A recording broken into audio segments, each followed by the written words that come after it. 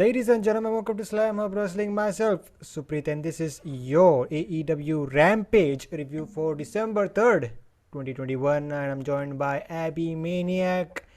What did you think about Rampage this week? I don't think it was a good show because of the energy level, Like always, the taped shows, and I think the Atlanta crowd here was a little fatigued or something, so it felt like I was watching Monday Night Raw for a couple of seconds with the crowd nice as I was hearing. But other than that, with the matches and stuff, what did you think about Rampage?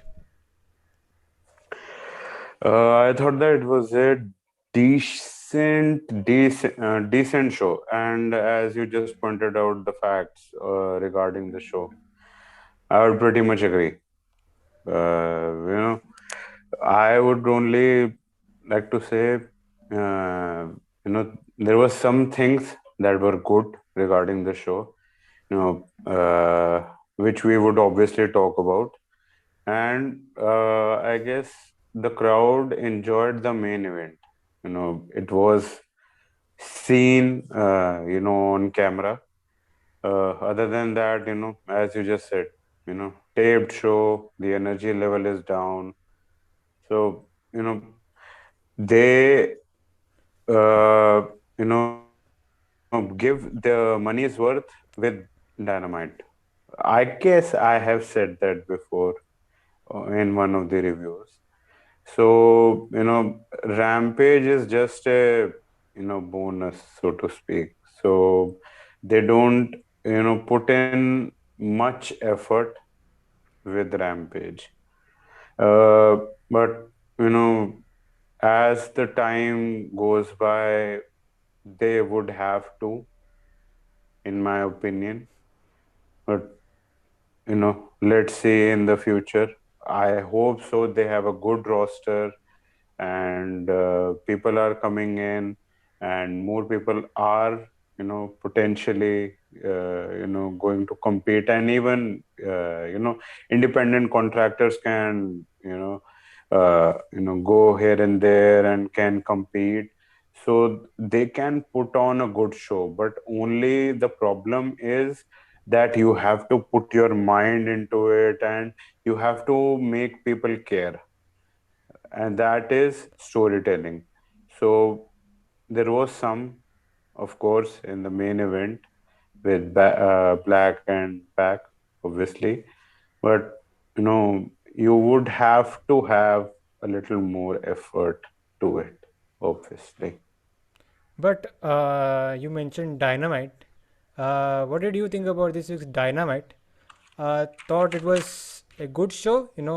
Just forget about the ratings because they took a hit this week, which was very unfortunate. But overall, the show was good. What did you think about the Dynamite we saw this week, and some highlights you liked and some things you didn't like? Um, I thought that it was a good show. I likewise, as you just said, and you know, I could say, you know, I would like to go from the start. First match was Bryan Danielson versus Allen Angels. So with regards to that match, it was a competitive bout, and I guess I have to change my stance with regards to Allen Angels. I have said it in the past that, and I have been very critical, or I should say, I have been negative with regards to his booking. That why are you booking the guy, with a, you know, perspective that he is a legit guy, so to speak, and, you know, with the likes of Kenny Omega, for example, they did a match and I was very critical of his booking. But it is somewhat, warranted, obviously, that when a world champion is competing, then it should not look such competitive, with the likes of a guy like Alan Angels. But if we look in a long-term perspective, so I guess that it is good, uh, in the way that they are building him up, that whenever he competes with the likes of, for instance, that this week he competed with Bryan Danielson, so people would care. They would not be just thinking that fuck, this is a squash match, this is a jobber match, and Bryan Danielson is winning. People would actually care somewhat. They would be thinking that probably he can win, and they would side with the guy. Alan Angels, I am talking about. They would side with the guy. So, if we are talking about long term booking with Alan Angels, I guess that it is good. But, it is tricky. It is tricky because, the guy is not heavily featured, and his character is such that he is goofing around with a group that is, you know their character is not, you know legit, so to speak. So it is a little tricky to book the guy, but you know I can understand now that what probably is the mindset with regards to his booking. And other than that, great heel work from Bryan Danielson. And as he has, has transformed into his Ring of Honor character, he is doing brilliantly. I was, uh, you know, gunning for this character for probably years, and now it's here. What did you think about this match? The match was fine, and as I was seeing this, I suspected, you could have, given Abby would have given some criticism, because seeing the history, you have, kind of, been a little critical, regarding the Kenny Omega matches. But this match was Hmm. fine. They kind of, you know, they gave Alan Angels a lot of offense here.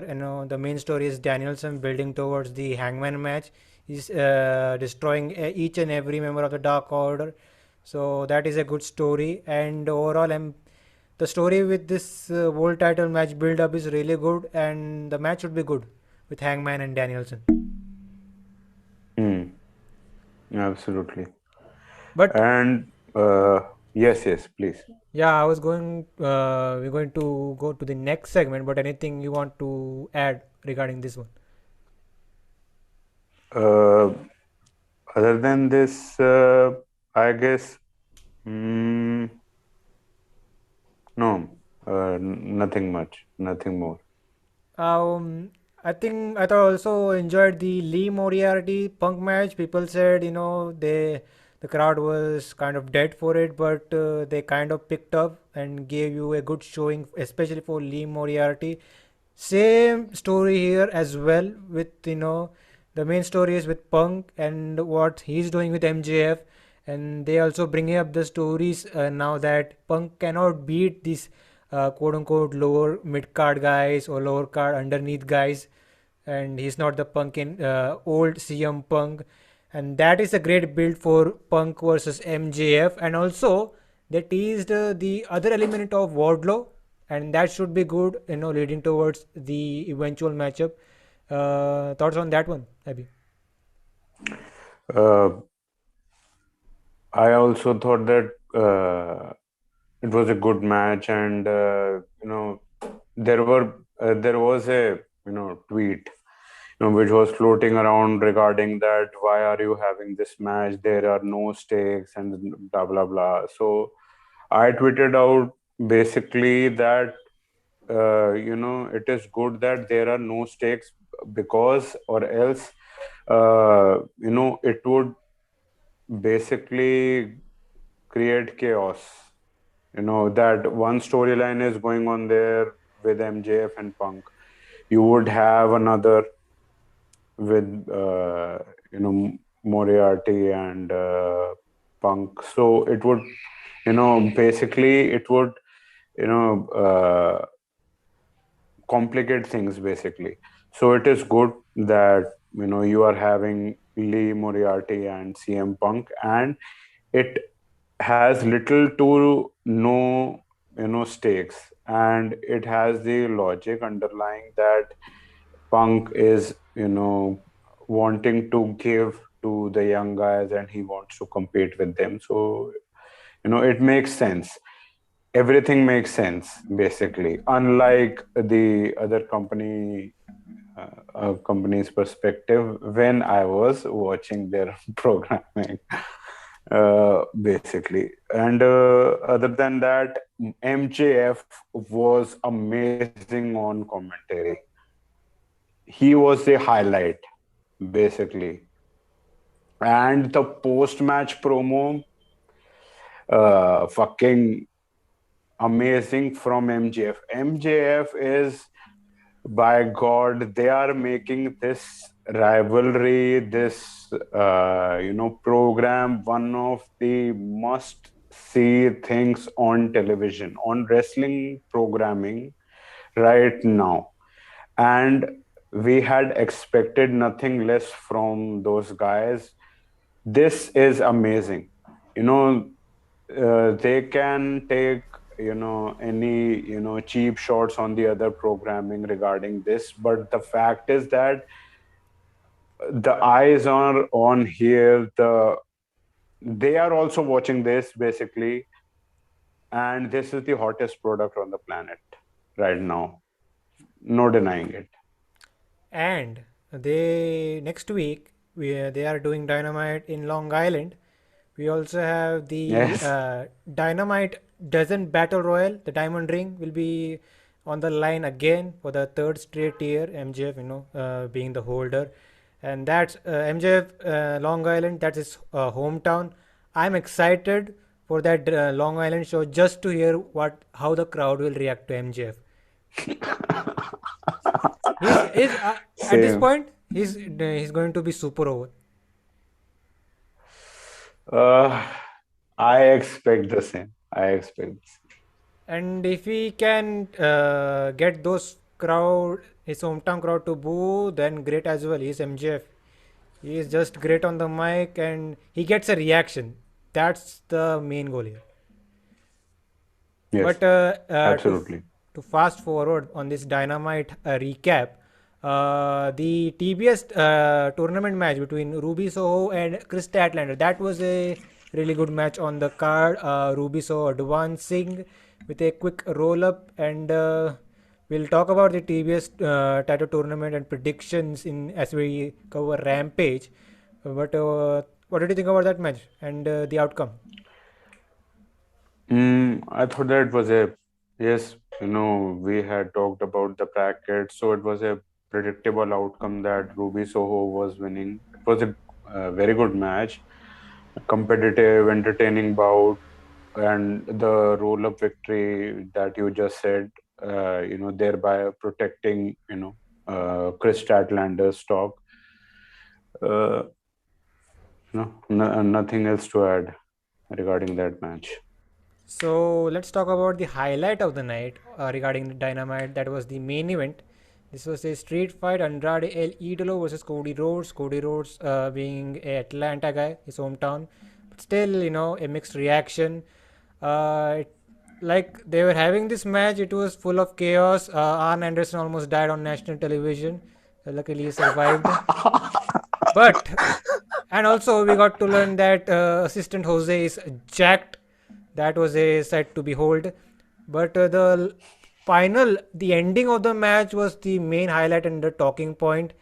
And say if you enjoyed this match, good for you. But for me, that was the highlight, the flaming table spot. It was insane to watch. You could call it a botch, whatever you want. Cody Rhodes was the guy who took a lot of damage. You could see in social media and stuff. His back is full fucked up with the flaming tables and spot. Um Overall, that match turned out to be good. Thoughts on the spot, the aforementioned spot, and the match on Dynamite. Uh, I've very much enjoyed the match. Uh, Very entertaining bout, and the ending was a shocker. I did not expect a flaming table spot, that too, on this show and on AEW, basically on international television. I expected probably a flaming table spot back in the days, or probably in ECW, or probably in the Ruthless Aggression era. Now, I did not expect it. Even with, I have seen, ample of, comments on social media, on Twitter, on Instagram, on Facebook, criticizing, or comments on how Cody's back was enough of the proof that a table spot was happening. I don't give a fuck. Basically, the commentators explanation regarding Cody's back, that some trash had covered his back, because they had the trash spot in the crowd. I had believed that, basically, because and what had happened, post, I was not, you can say, bothered by what was on his bag, or basically anything regarding that. Now you have HD cameras, basically. Back in the days, you didn't have that. So the product was very much believable also. The punches didn't get to the fans that they are going through here, or something like that. And even the kicks are going through here, or something like that, that you have to protect your opponent and stuff like that. That wasn't very visible at that point. We had believed everything at that point. And the cameras also played a very good role in that. And right now, with the HD cameras, uh, you know, many things are out in the open, basically.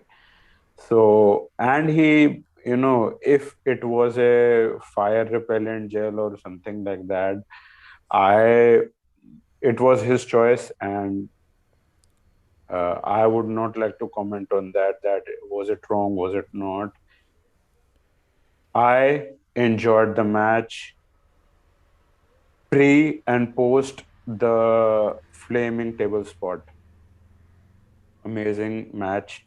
Yes, you would not have to go to the, storytelling and stuff like that, but the match was pretty much enjoyable. What they had advertised, they gave it to you. And last time in Atlanta, they had the steel cage match, I suppose, and Cody had done a diving moonsault from the top of the cage. So, you know, he does it for Atlanta, and they did it great. And that arena where he did that spot, now State Farm Arena, I guess that was it. And now WWE have done a deal with that arena, so they weren't able to book that arena this time, so they went to another arena this time. That was the Gas South Arena this Hmm. time in Duluth, Georgia. But moral of the story is that Cody Rhodes is a madman, and at the end of the day, we have to put some respect on his name. Absolutely. We'll have to wait and see regarding his character work and all. Anything you want to add? There was just this thing you know, I got to know of it when I was uh, looking for what happened with Phoenix. In the main event, they were talking about that Phoenix got injured and stuff like that. So I went back and on All Elite Wrestling's YouTube channel, and I was scouring the footage that when did it happen and stuff like that. So I got to a video having Andrade El Idolo and Cody Rhodes, which happened last week when AEW went off the air, and a hammerlock DDT happened on the exposed uh, floor outside the ring on Cody. And the crowd was chanting that you deserve it, you deserve it, you deserve it. And the cameras zoomed in on a few people who were chanting that, and they have whole of the footage that what Cody did. Cody, took his arm tape off. He gave it to a small child in the crowd who was having a Darby Allin face paint, and he went back. They captured his emotion. And he also teased going to the dark side tunnel, but he went to the right side one. So I am suspecting that they are going now forward with the heel turn. I suspect that they are now going forward with his heel turn, and probably uh, the Hollywood Rock episode of Ruthless Aggression season 2 probably has something to do with that. It could very well be. Just saying. Just saying. And pretty good build up if they want to, finally, you could say, pull the plug on that heel turn. Yes. And, you know, now it would be masterful. How would they, go about that? Let's see what happens. I am pretty much now looking forward to that, what is happening. We'll have to Now, wait it. that video was, very eye-opening for me. We'll have to wait and see, man. We'll have to wait and see. But let's Yes. start talking about Rampage. But before that, if you're new to Slamhub Wrestling, then make sure to like, share, subscribe, do all that fun stuff. Check out our other content. Links provided in the description below. But Rampage this week started off with a TNT Championship match. This is Sammy Guevara defending the championship against Tony Nese, the former Cruiserweight champion. The match here was good. It took me a while to get invested because Tony Nese, good wrestler, but other than that, nothing much. Character-wise, Sammy Guevara, really good baby face. Let me tell something about Sammy Guevara. I think feuding the feud with Inner Circle and American Top Team really kind of affected his recent momentum. Is it safe to say? Probably. I Like would agree. before that he was having a bunch of TNT title defenses.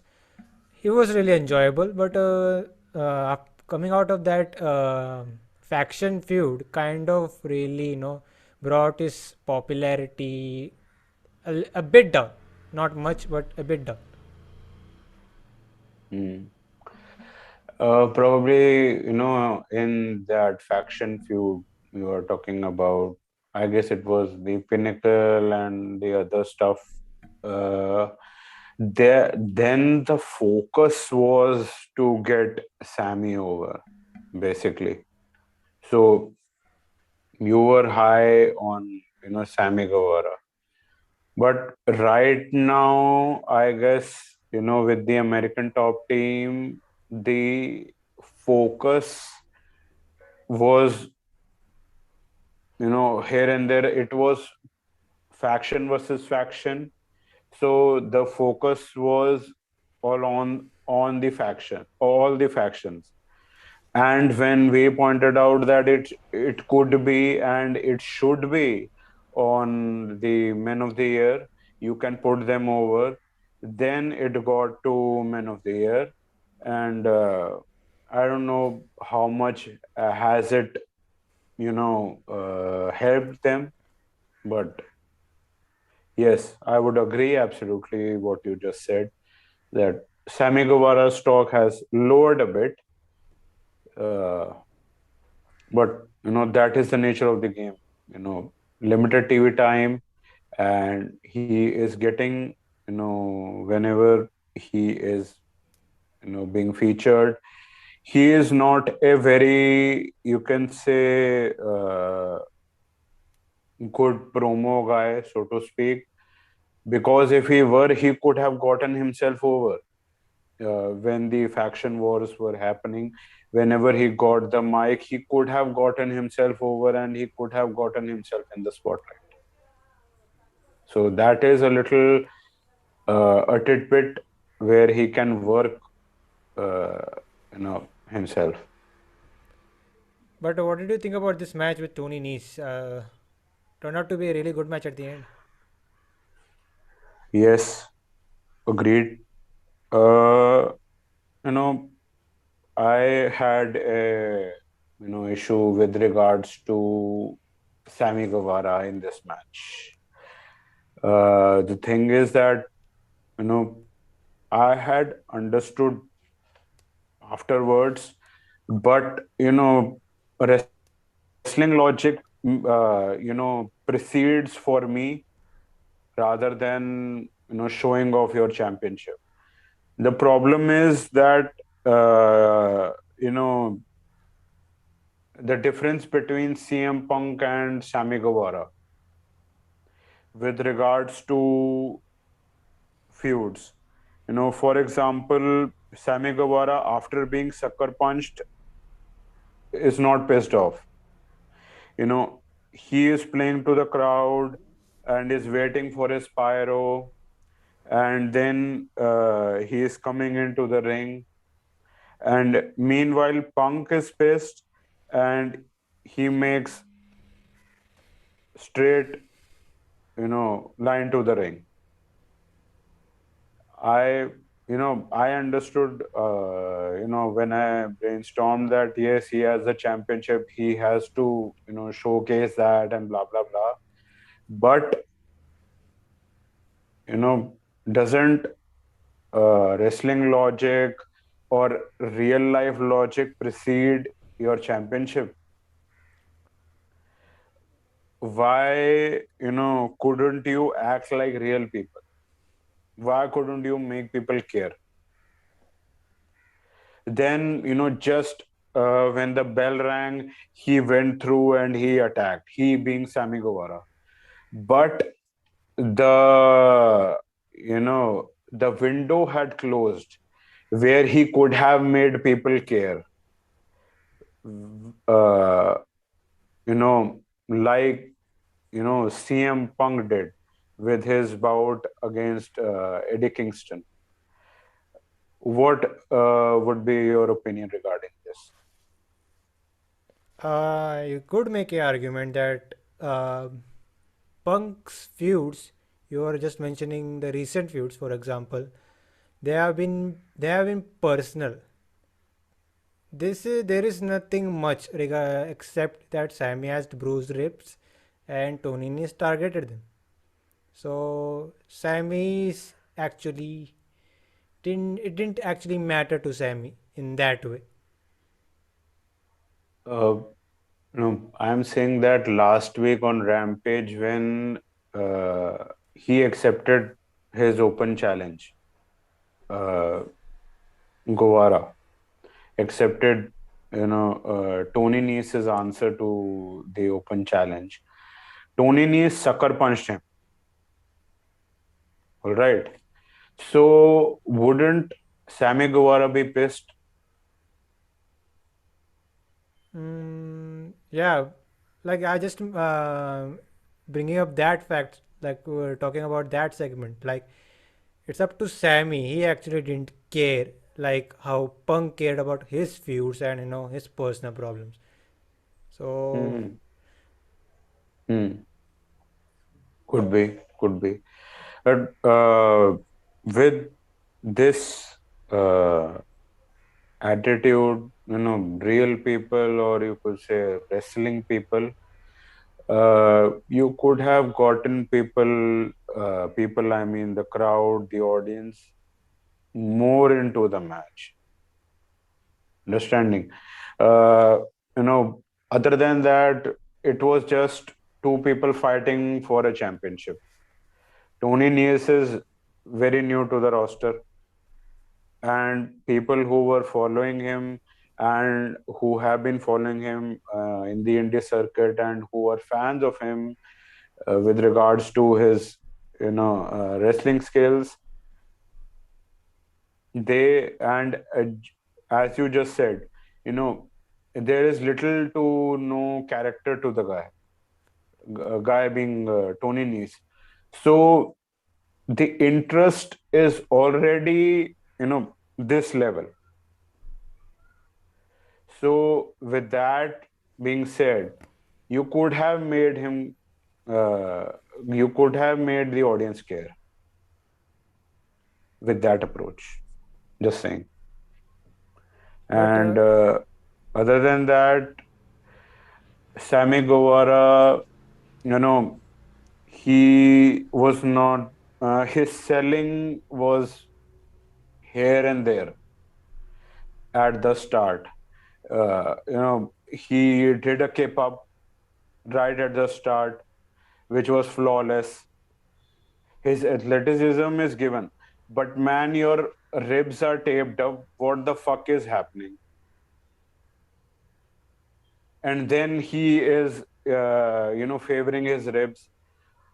How are you making the fans care?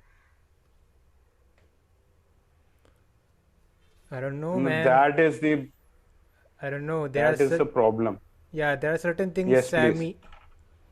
Sammy needs to work on because, to be honest, there is big pressure on him now that they are referring him as the four pillars of AEW.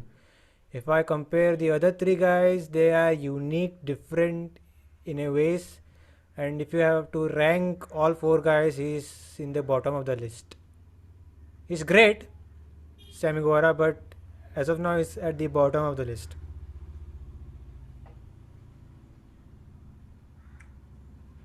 Probably, probably. Um, Here, as you just said, yeah, you know, then he, did the suicide dive after the kip up, flawless. There is no, problems with his athleticism, his skills with regards to whatever he does in the ring, but the selling to make the fans care, that is the issue. That is the fucking issue. Then, with regarding Tony Nese, I have not, seen much of, Tony Nese, so that I can attest to the guy's skills. But, they call him, the premier athlete and, stuff like that. So, what I saw in this match, I would say indeed, man, that the guy is the premier athlete. That what I saw of his technical prowess and what I saw of his athleticism, he did a tope, with the twisting version, and then he also, I guess, did a 450 splash. I would give full marks to the guy.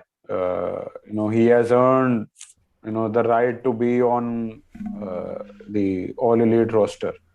He did great what he was, you know given the job to do, and he was also targeting the ribs at one point with his modified Boston Crab version, and he was making sure that when Sammy Guevara was wincing with pain, that it looks like it is with purpose, that the guy is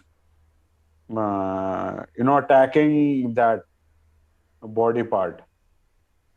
He Sammy Guevara also clipped his knee, so he also attacked his knee. He also attacked his ribs. So I guess Tony Nese did his job, you know. And you said with regards to his character, he can work on a character to make the fans invested. With regards to his skills, he has no problems, I guess. You would know more about Tony Nese. What else you can add to his uh, analysis? What can I say about Tony Nese, man? I haven't seen much as well. Like, he was a 205 live guy. What Hmm. can I say more? Like, he's a good wrestler. I've seen bits and pieces. You know, he won the Cruiserweight Championship at WrestleMania, for God's sakes. Good talent, but needs to work on his character, especially now that I think he's signed with AEW. Hmm. I guess. Hmm. But nonetheless, man, this match, Guevara at the end wins with the GTH, and there you go. And really hope. And even when he got him up for the GTH, nothing with the ribs. He didn't sell the ribs, man. I sound like a broken record, but the fact is the fact. I don't know, man. It also depends on the opponent as well. That Jay Lethal match was good,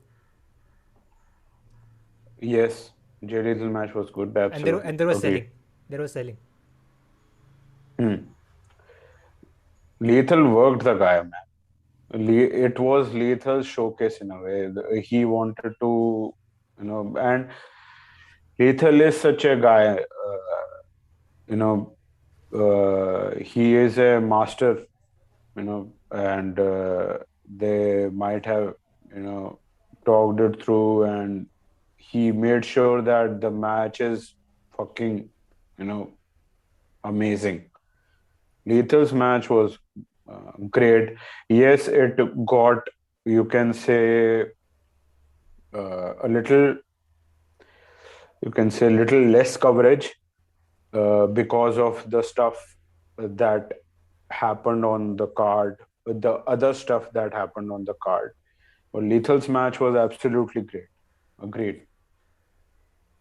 But we'll have to wait and see what they do next with Sammy Guevara. I should have some banger of matches, regarding his TNT title run. But quickly moving on, we heard something from Christian Cage. He was talking in behalf of Jurassic Express, putting them over as they are ranked number one in the tag team rankings. They will be scouting the tag team match, the main event for Rampage here.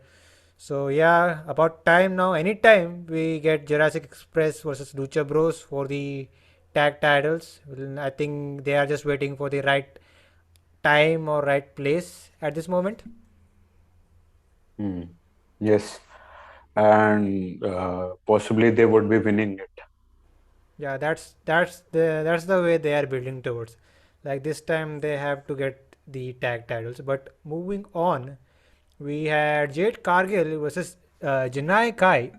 If I think I got that name right. JannaI Kai is Yes. the student of Thunder Rosa. And speaking about Thunder Rosa, she joined the commentary team here. Ricky Starks was not happy that Thunder Rosa was on commentary. But anyways, we love Ricky Starks here on Slamhub Wrestling. But this match turned out to be a quick squash match.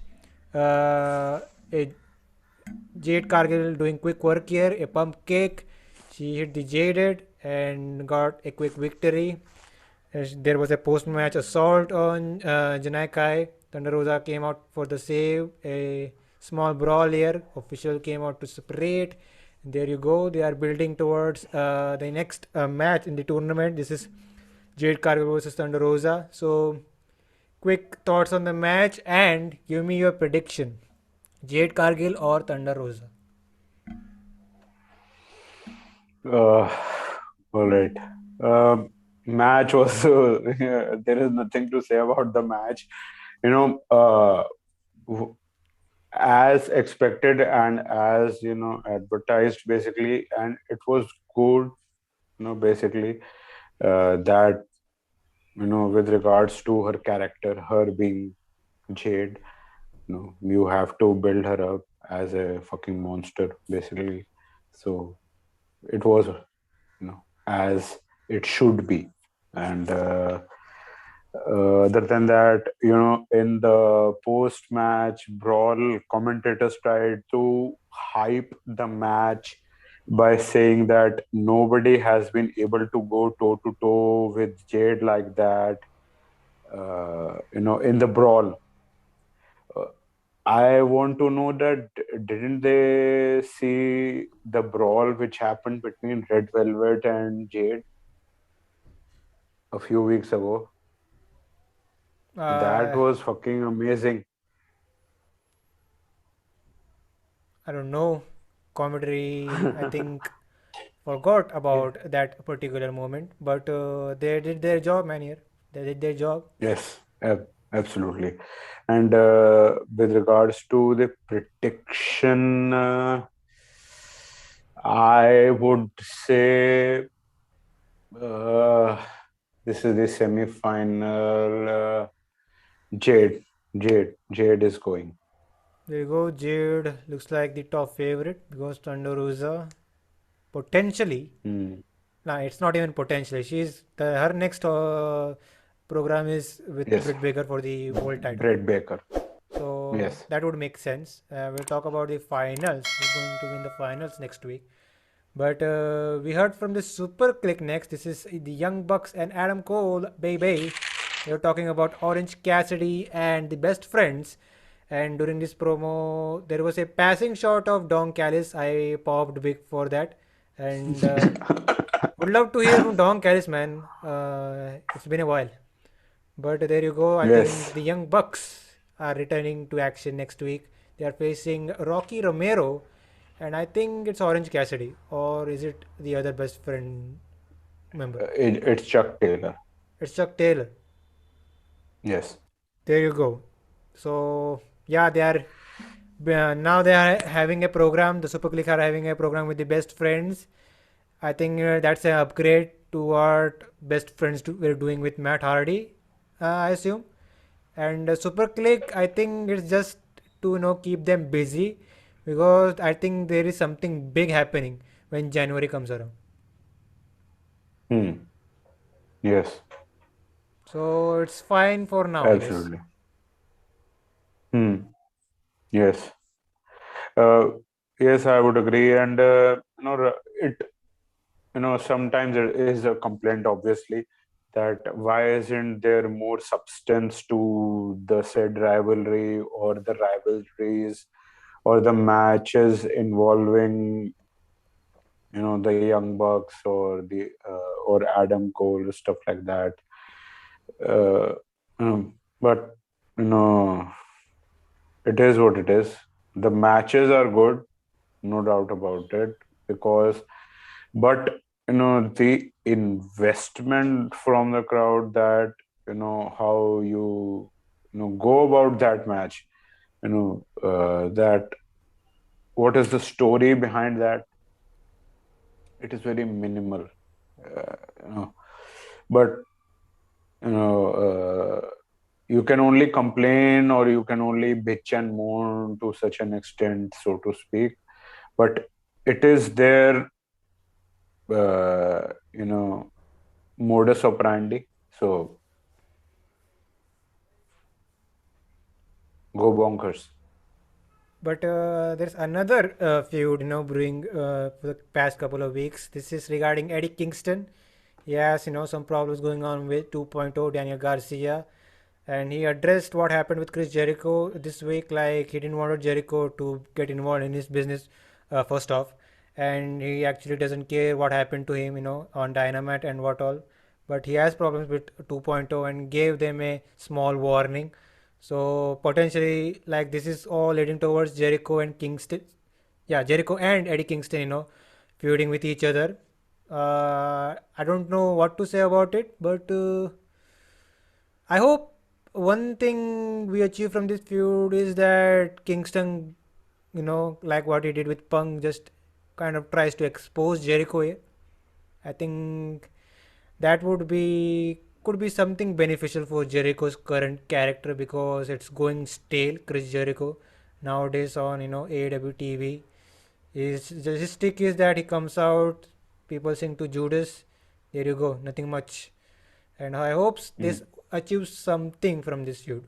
If you want to feature Jericho as a somewhat of a main act every week on television, what do you think? mm. I guess that they would use this uh, Jericho's superstardom to put over Eddie Kingston. We had talked about that. Now the iron is hot, and you have to build Eddie Kingston to such a level that he can be a contender to the world championship or can also win the world heavyweight championship in the distant future or future, whatever. So give him meaningful feuds and you know keep him you know relevant basically and get him over with the crowd even more. So a feud with, like you're saying, and Chris Jericho and Eddie Kingston is a good program. Absolutely agree.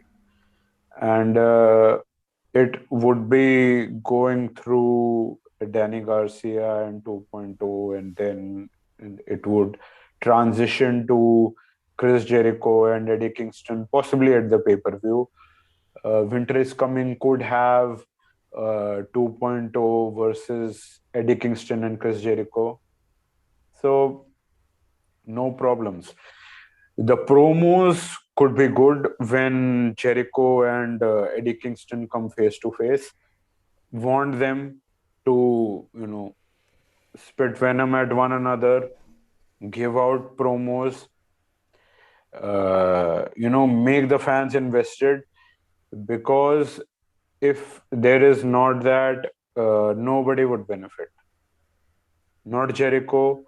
Like you were suggesting that Jericho has gone stale. Absolutely agreed.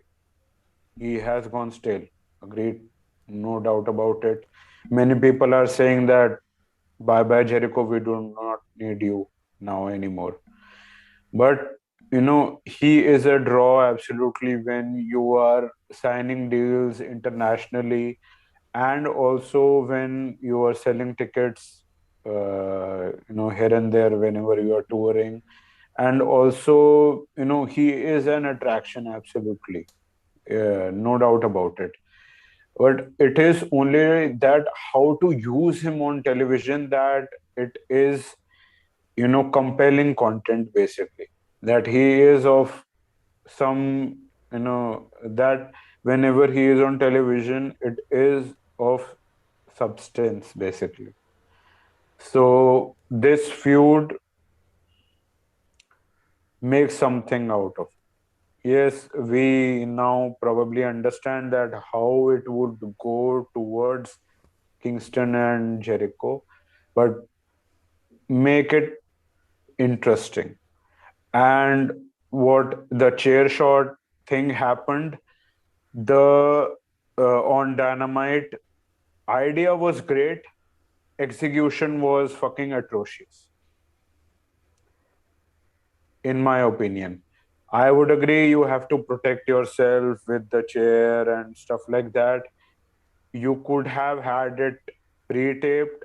You could have had it with a camera shot, a multiple camera shot, so as to make it uh, more vicious to us because the camera angle was atrocious, the execution was atrocious, in my opinion, and it took away from what they are trying to tell a story, what they are trying to tell, obviously. But we'll have to wait and see how this feud turns out as winter is coming. I think it's 2 weeks away now, just after this Long Island show is done, December 15. Yes. Hmm. Yeah, by I think by Yes. next week we should expect this match to be announced in a way. But the time for talk is all over because it's time for the main event.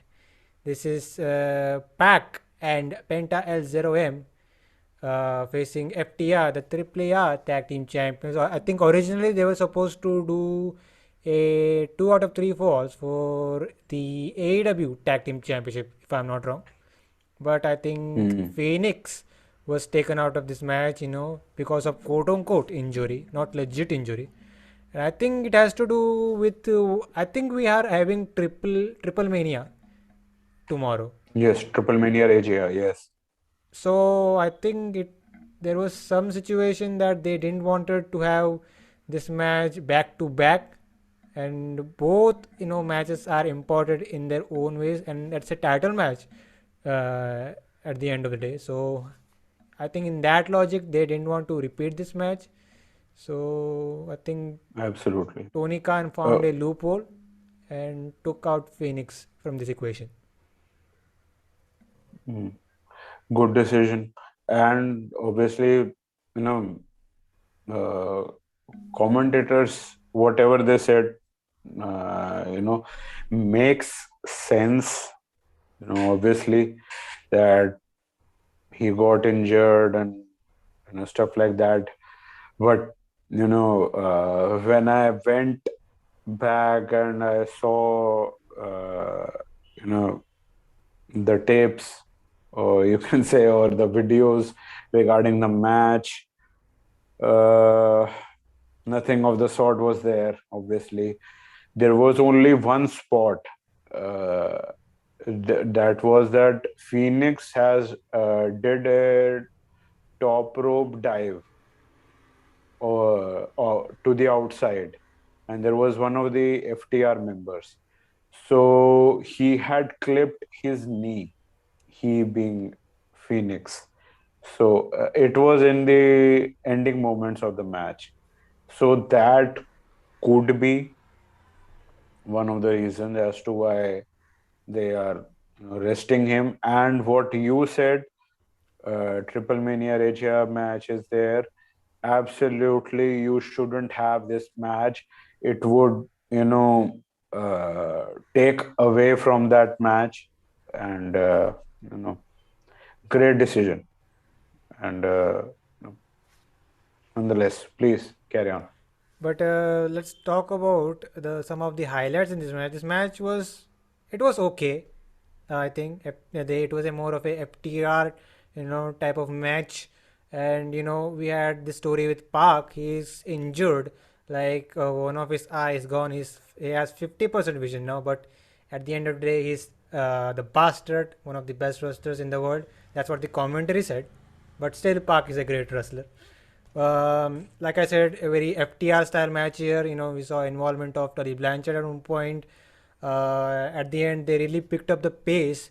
Like I think they were trying to work on Penta in the first of the match. Then we saw, I think they kind of exchanged hot tags here with both Park and Penta.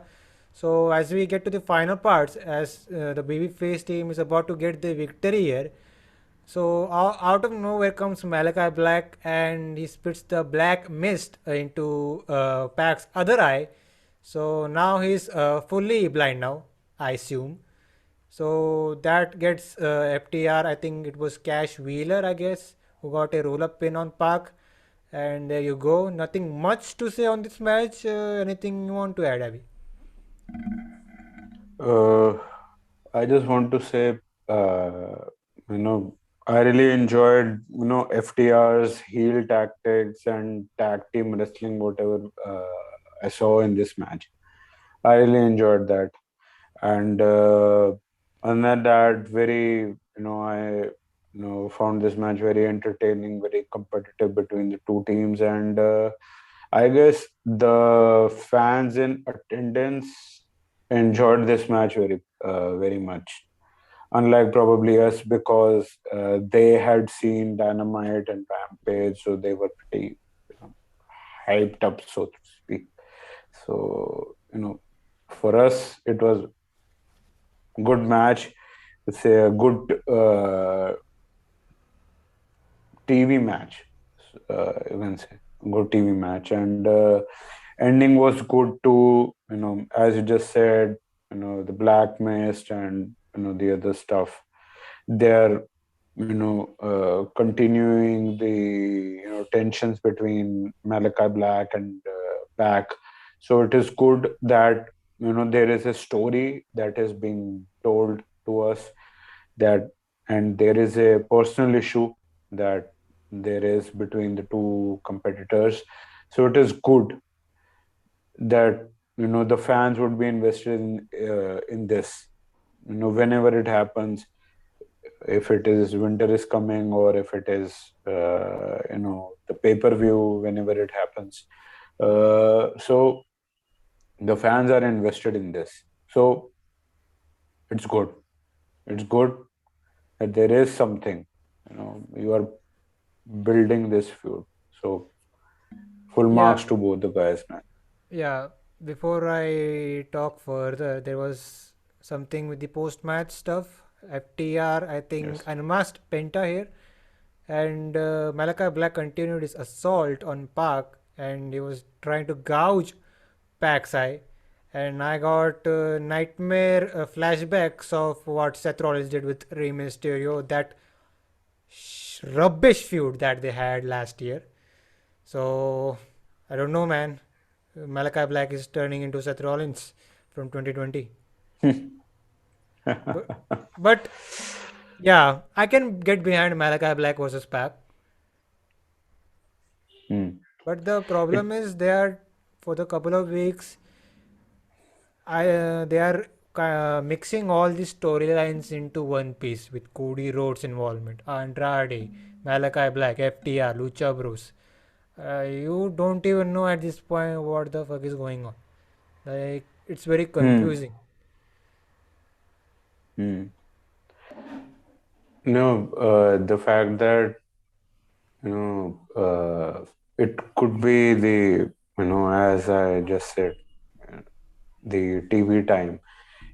It creates a chaos absolutely in the minds of the fans and the audience, that you just said, that what the fuck is happening, basically, that we have these talents and they are just embroiled in a single feud. But now, as we are seeing that they are being segregated in the individual feuds, probably I think that previously, probably the spotlight was on the other roster members, probably Bryan Danielson, CM Punk, and their programs. So that could be one of the reasons as to why these people who were embroiled in a single feud, so to speak, a single feud, you can say a single feud. That could be probably because of the lack of TV time, because more of the spotlight was being given to the other members of the roster. That was probably more important. That is based on, obviously, uh, who are the drawing people, who are drawing more, people in, with, with regards to tickets, ratings, and social media numbers and stuff like that. So it can be understandable at this point. We can bitch and moan with regards to that what the fuck is happening, but now we are seeing that uh, what the stories are, when they are being segregated, and now we can be invested in them, because when they were, just like this, then we weren't able to, you know get ourselves, invested in their stories. Then it was just a fucking chaotic match, have at it, and people enjoy, this is awesome, and stuff like that, that happens everywhere, that happens every other time. But if you want to get people invested in these stories, that Cody Rhodes is having a story, Malachi Black and Pac are having a story, and FTR is having a story. So now probably they have that TV time. So probably now, uh, as the days are going by and now week by week, probably we would be able to get ourselves invested in these stories. We'll have to wait and What do you see. think? Yeah, my only concern is Malachi Black is getting involved with other people, and Hmm. I think most of the people love him as an individual character. What do you say? Yes, absolutely agreed.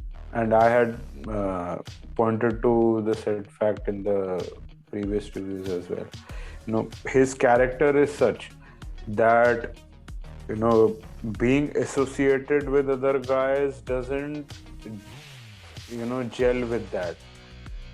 His character is, an occult figure, and it personifies being, being his own being, and he can have his, House of Black. He can have that. He can, say that they are, the House of Black are the fans, or he can have a group of his own that he can lead. But these individual people of the roster being aligned with him, it would only hurt his character, and it would only hurt his stock. So being an individual, being in his own, much better.